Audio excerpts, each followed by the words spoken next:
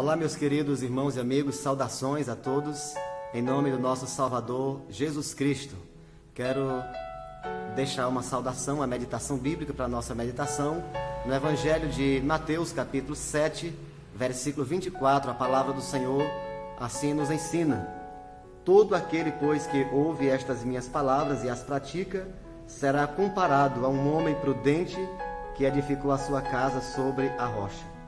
E caiu a chuva, transbordaram os rios, sopraram os ventos e deram com ímpeto contra aquela casa, que não caiu, porque fora edificada sobre a rocha.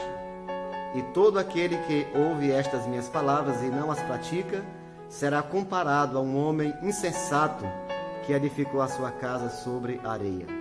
E caiu a chuva, transbordaram os rios, sopraram os ventos e deram com ímpeto contra aquela casa, e ela desabou, sendo grande a sua ruína.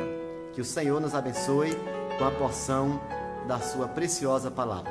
Meus amados, o nosso Senhor e Salvador Jesus nos ensina sobre duas casas que foram construídas, uma sobre a areia e a outra sobre a rocha. Mas Jesus, ele fala que todo aquele que vem a ele, ouve a sua palavra e as pratica, é comparado ao homem prudente que edificou a sua casa sobre a rocha. E esta rocha que Jesus está falando é aquela que Paulo diz em 1 Coríntios 3, que ninguém pode lançar outro fundamento além daquele que já foi posto, o qual é o Senhor Jesus Cristo. O apóstolo Pedro também diz que Jesus é a pedra eleita e preciosa, e quem nela crê não será confundido. Portanto, que a cada dia nós possamos sempre associar o ler com o obedecer, com a prática da palavra de Deus, porque Jesus, ele sabe que existe uma distância muito grande entre aquele que ouve e aquele que pratica. A palavra do Senhor diz que aquele que lê a Bíblia e não pratica é como um homem que contempla o seu rosto natural no espelho. O apóstolo Tiago nos ensina sobre isso. Quando sai, já não se lembra mais como era a sua aparência. Assim é aquele que lê a palavra do Senhor e não a pratica. Mas aquele que lê e pratica é como alguém que está construindo a sua casa sobre a rocha. Veja que nessa palavra de Jesus, ele diz que as duas casas receberam os ventos fortes, rijos, que bateram com ímpeto contra aquelas casas.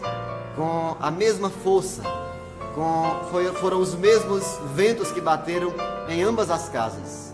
A diferença final foi sobre aquela casa onde ela estava construída.